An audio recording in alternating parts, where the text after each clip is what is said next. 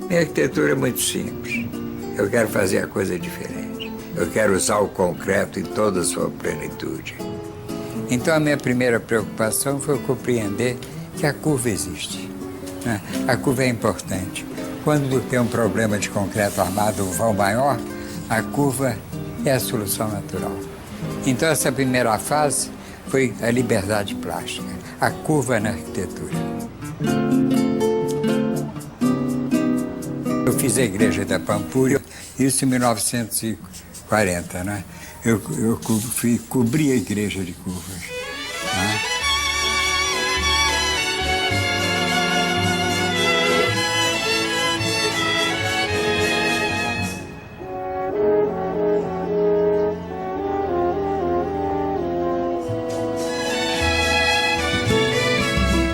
O que me atrai é a curva livre e sensual.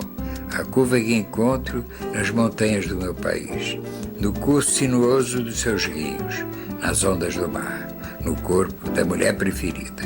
De curvas é feito todo o universo curvo de Einstein.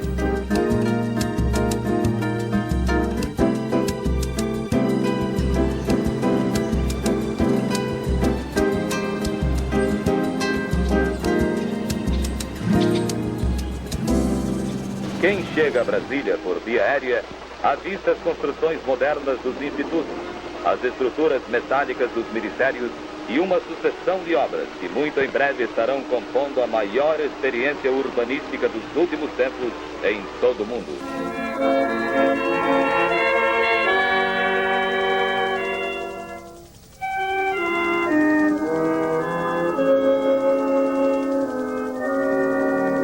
Brasília foi uma aventura. Eu me lembro quando eu fui a Brasília, parecia o fim do mundo, longe, não tinha estradas, não tinha nada. E nós tínhamos que fazer a capital em 3 anos e meio. A solução no Palácio Residencial se orientou pela escolha dos princípios de simplicidade e pureza que marcaram no passado o equilíbrio das grandes obras arquitetônicas.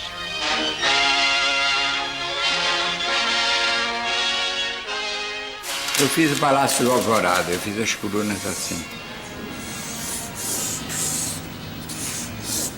Eu queria que uma pessoa pudesse ficar aqui e outra pudesse ficar aqui embaixo, dialogando. Eu queria evitar o peitoril. Eu fiz as colunas então assim, se multiplicando. Essas colunas criaram muito espanto. Eu me lembro quando André Malraux esteve aqui, e num gesto assim de boa vizinhança, disse as suas colunas mais bonitas depois das colunas gregas. E realmente eles ficaram conhecidos por todo mundo. Eu cheguei na Grécia e vi um prédio com as colunas iguais.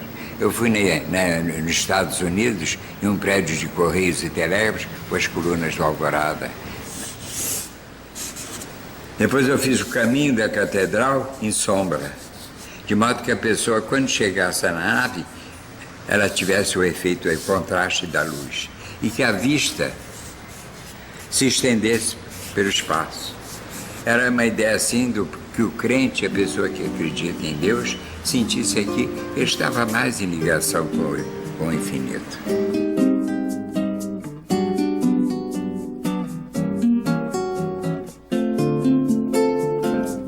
Se você for a Brasília, você foi a Brasília.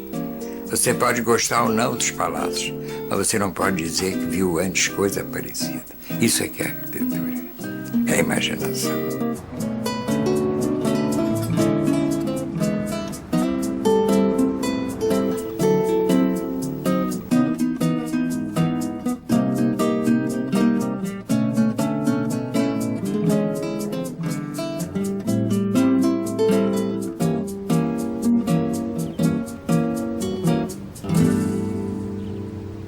Nós vivíamos juntos com os operários, comíamos nos mesmos lugares, andávamos praticamente com as mesmas roupas, né?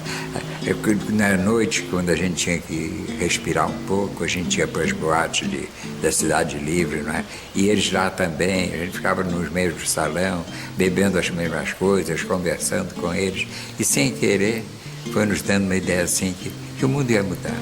E vinha um caminho assim de igualdade, onde não houvesse diferenças de classe.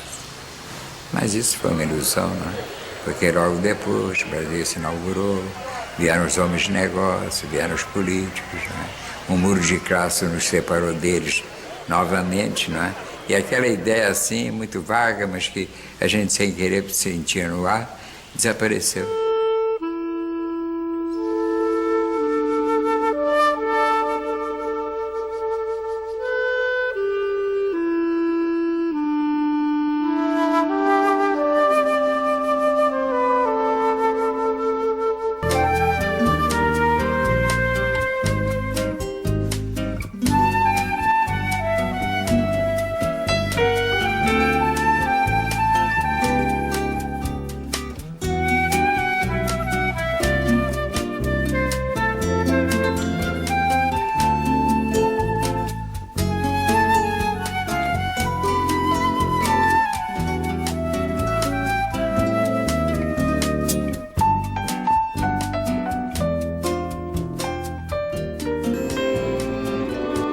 Quando cheguei em Paris e comecei a projetar, Malraux conseguiu uma lei, um decreto de Gaulle, de modo que eu posso trabalhar na França como arquiteto francês. Eu fiz a sede do partido e eu fiz o prédio assim. Mas eu queria explicar que havia uma razão para isso. Eu botei os acessos aqui. Depois tinha a questão do grande salão da classe operária, um auditório. Se eu fizesse no terreno, ele ia ficar muito grande a cúpula. Então, eu fiz embaixo. O hall da classe operária embaixo e a cúpula sai assim, de modo que em cima era pequeno. Eu queria mostrar, o que às vezes esqueciam, que é preciso haver uma boa relação entre volumes e espaços livres, que era importante, que em cima ela ficasse só assim. É a questão da beleza arquitetural.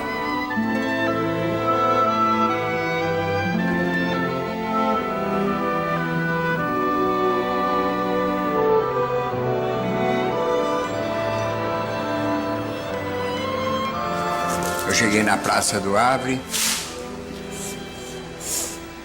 e eu disse, eu quero rebaixar, menos 4 metros, rebaixar a praça toda. Eles iam rebaixar a praça, caro. Mas concordaram. Eu queria que a pessoa daqui pudesse ver a praça. Eu queria que a praça tivesse protegida dos ventos do mar. Era uma cidade antiga, foi quase destruída pela guerra. Os prédios eram sóbrios, uma cidade bonita. Eu não queria competir com a arquitetura da cidade. E como o meu problema era aquele negócio do Malraux, daqueles centros de cultura, né? Eram prédios quase que fechados, auditórios, teatro, essas coisas. Eu fiz uma arquitetura mais cega, quer dizer, os prédios assim, outro prédio assim, sem aberturas, né? As rampas, foi uma coisa que ficou muito diferente. Eles chamam hoje espaço Oscar Niemeyer.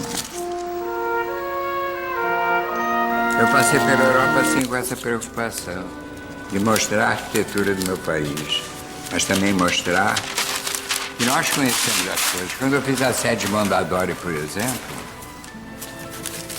eu não fiz uma colunata comum assim, não. Eu fiz cada vão diferente. Eu fiz um vão com 15 metros, eu fiz outro com 3, fiz outro com 5. Uma coisa assim um pouco musical, vamos dizer.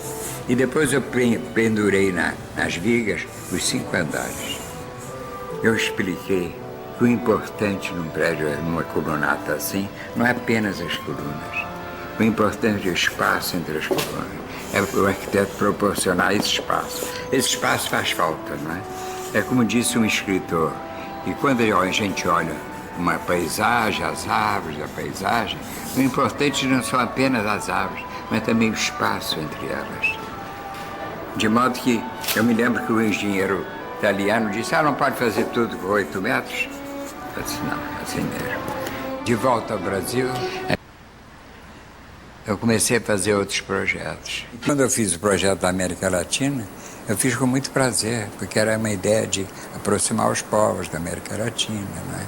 juntos poderem lutar melhor. Então fiz uma escultura lá que eles aceitaram, então a mão sobe assim.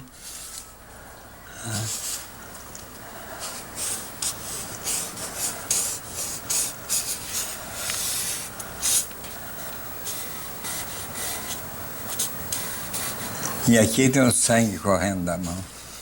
Quer dizer, a América Latina ofendida, né? Esquecida, né?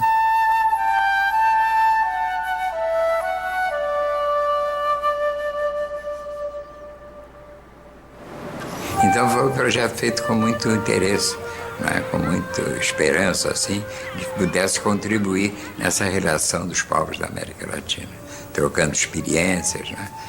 De modo que foi um trabalho assim que fora que diferente dos outros, às vezes não tem significação nenhuma social, um trabalho que me interessou muito, acompanhei com muito cuidado.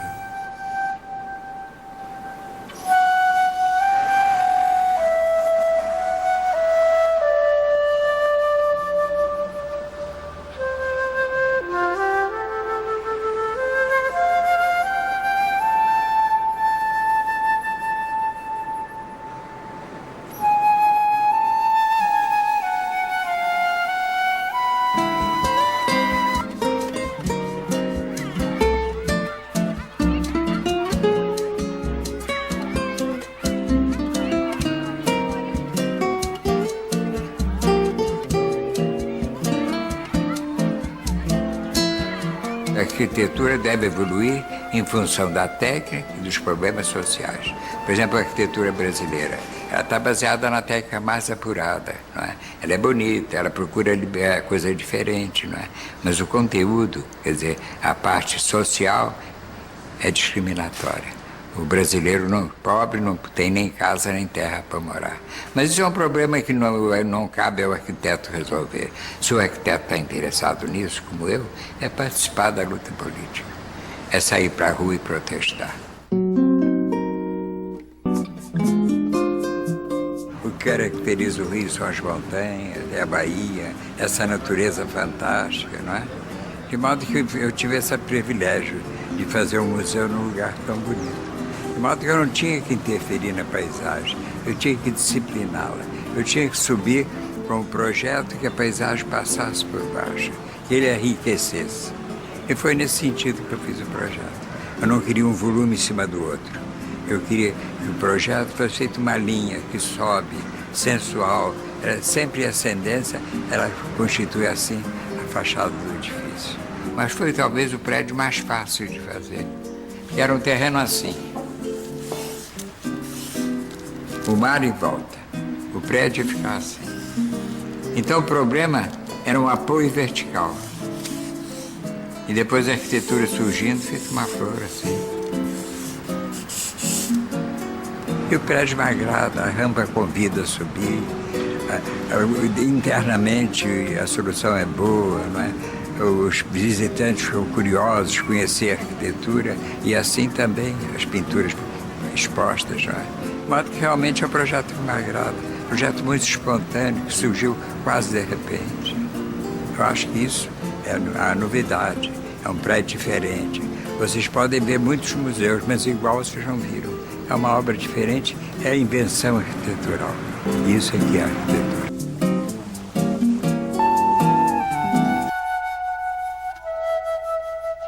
A vida, no fundo, é um sonho, assim, rápido, cheio de prazer e drama, né?